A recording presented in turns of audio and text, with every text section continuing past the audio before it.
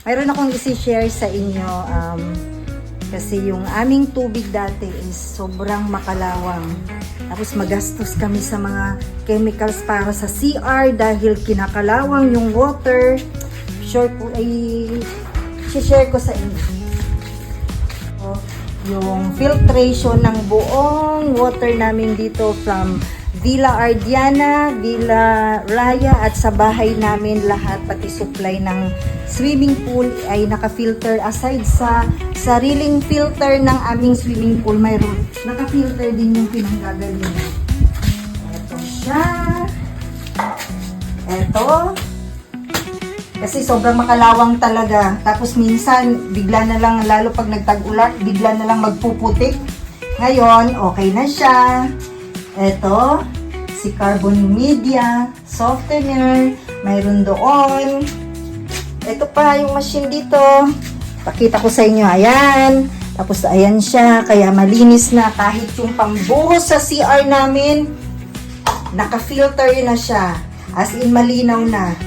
Nung mga unang panahon, minsan bigla na lang na parang milk tea ang kulay. Kaya kung magkano yung price ng pagpakabit dyan, PM lang po kayo. Medyo pricey pero worth it. Promise.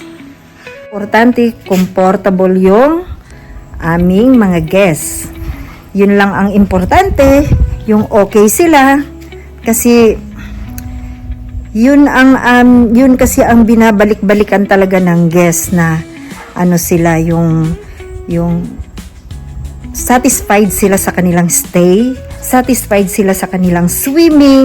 Kahit yung pandilig namin sa halaman, siguro yung dito na side, ang pandilig namin from the other pump, kasi may water pump kami doon, hindi siya kasama sa filter. So yung pandilig dito, pwede siya na yung hindi filter. Pero yung from here to there, hanggang dun sa bahay, filtered na yung water. Kaya face ko lang ang hindi filtered. Promise. Hindi siya filtered, walang makeup, as in natural. And that's all for today.